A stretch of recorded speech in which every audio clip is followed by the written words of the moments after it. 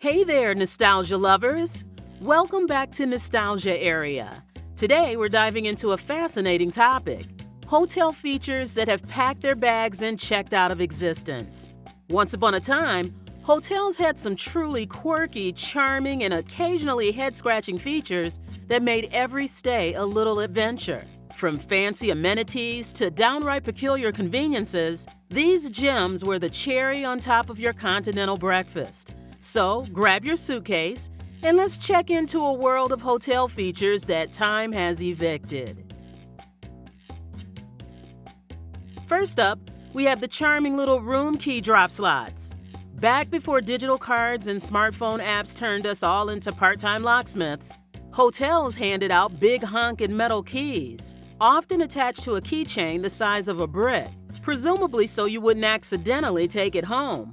On your way out, you slide your key into a designated slot at the front desk or on the wall near the exit. It was a simple yet satisfying routine.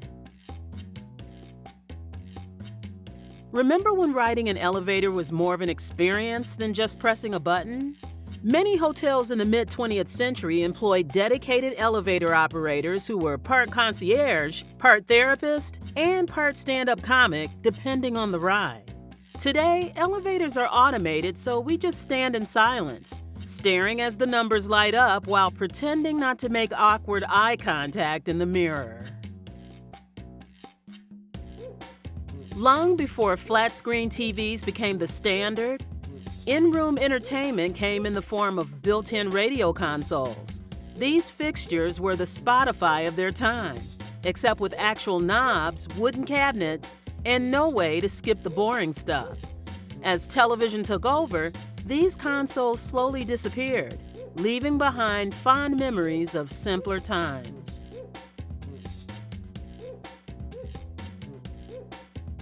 There was a time when luxury hotels prided themselves on personalized service, right down to the towels and robes. High-end establishments would often embroider their initials or logo onto the linens. It added a touch of class and exclusivity.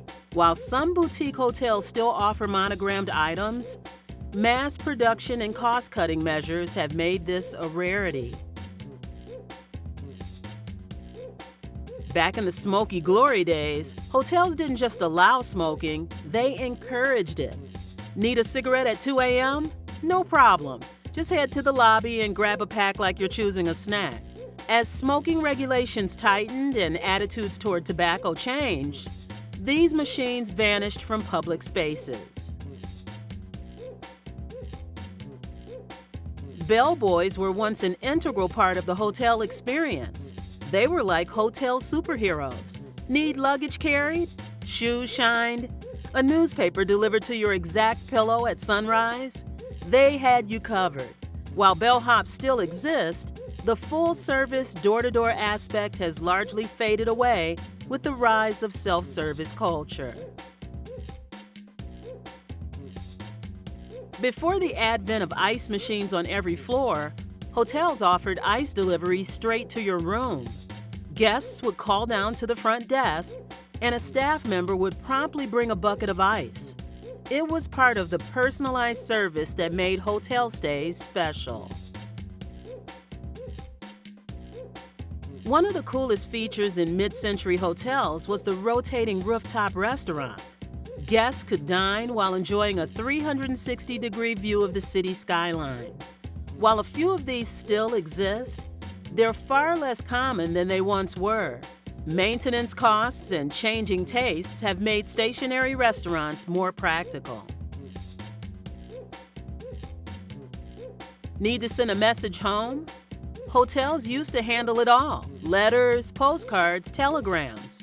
Yes, telegrams. You know, like texting, but with a delay of 3 days and a man in a hat. The concierge would handle the logistics, ensuring that mail and telegrams were sent and received promptly. Now we just DM each other, and the only telegram we receive is from scammers pretending to be long-lost royalty. Ah, the infamous vibrating bed. Drop a quarter in the slot, and your bed would start doing the cha-cha. It was marketed as relaxing, but mostly it felt like trying to sleep during a minor earthquake. Guests would often try it out just for the novelty, but over time, this novelty faded away. Perhaps for the best, as hotel amenities evolved to focus more on genuine comfort and relaxation. High-end hotels in the 80s and 90s often featured phones in the bathroom. It was considered the height of luxury to be able to take calls while soaking in the tub or getting ready for the day. This feature allowed guests to stay connected and conduct business without interrupting their routine. Now, our smartphones follow us everywhere anyway, so the idea of a separate bathroom phone feels excessive and a little gross. Before TripAdvisor and Google Maps, there were concierge books.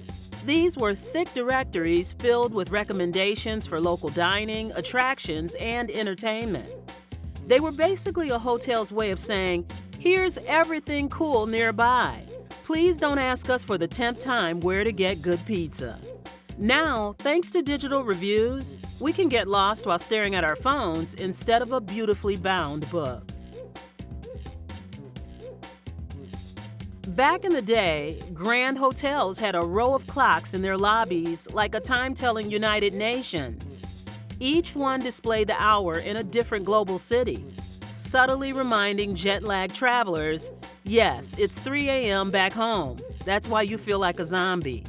It was a classy touch, suggesting the hotel was so fancy, even its clocks had frequent flyer miles. With smartphones and world clocks now at our fingertips, this elegant feature has largely vanished. Hotels used to offer complimentary shoe shine stations or even in-room shoe shine services. You could leave your dusty shoes outside your room at night, and they'd return in the morning looking like they just came from a job interview.